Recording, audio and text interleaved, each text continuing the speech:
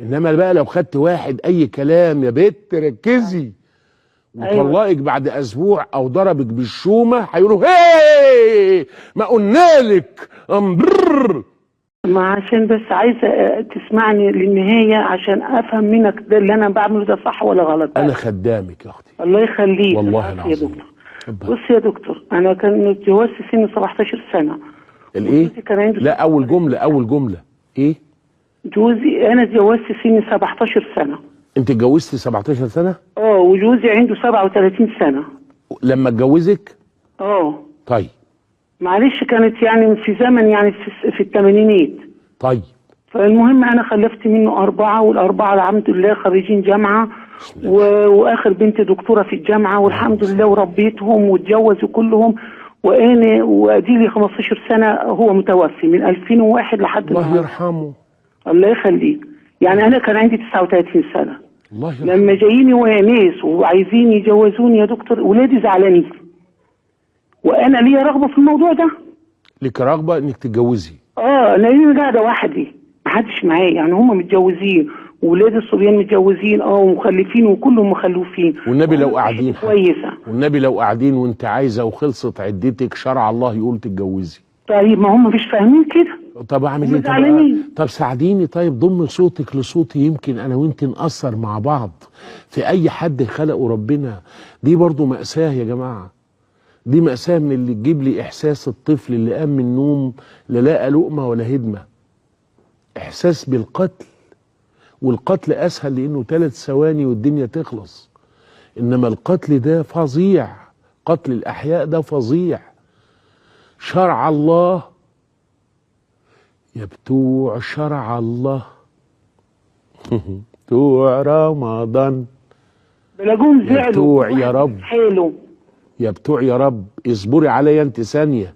حاضر. شرع الله يا بتوع شرع الله يا اللي بتحبوا الله، يا دراويش يا مهافيف يا اي حاجه.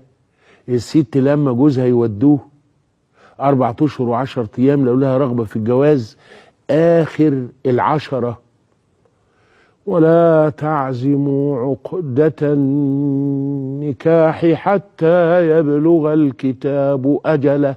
أجله إيه؟ يوم ال10 بعد ال4 أشهر تتجوز.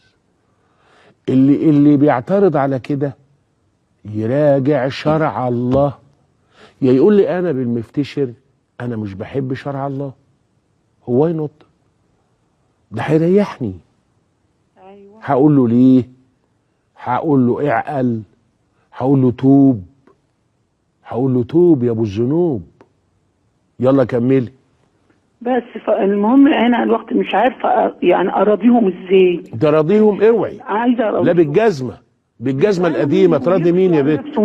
تراضي مين؟ تراضي مين؟ هو انت هتعملي ايه؟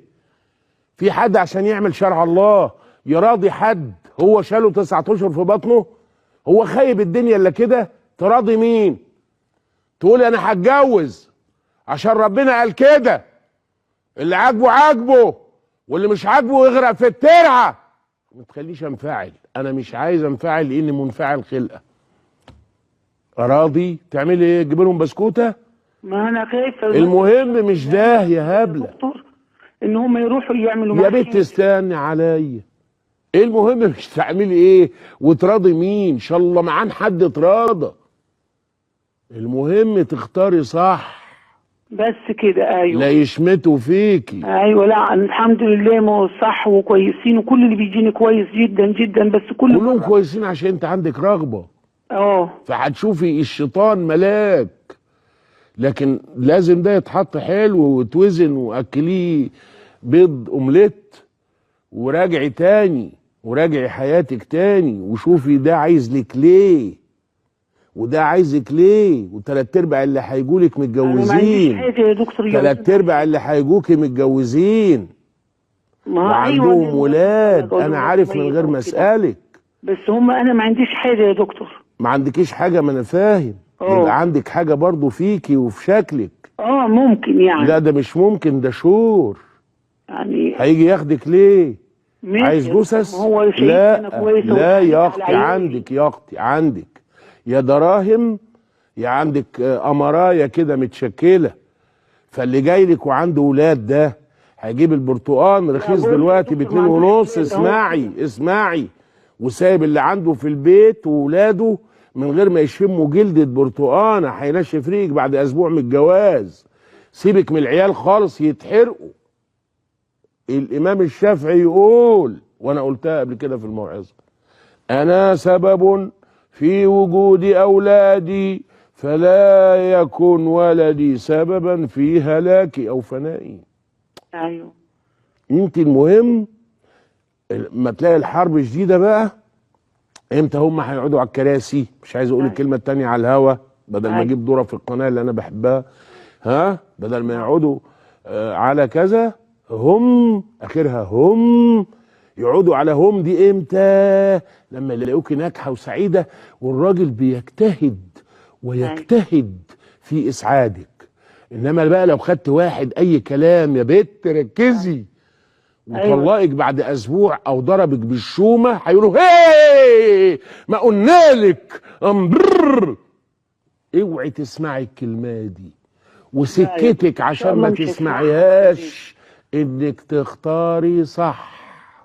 ماشي يا دكتور، ربنا يسعدك. يلا مين يا ست منى؟ ولا في حاجه يزعل فيهم؟ اللي يزعل يعني؟ طبعا يزعل، وطاق كمان بعد ما ربيته وطاق اللي يزعل من شرع ربنا يفرقع.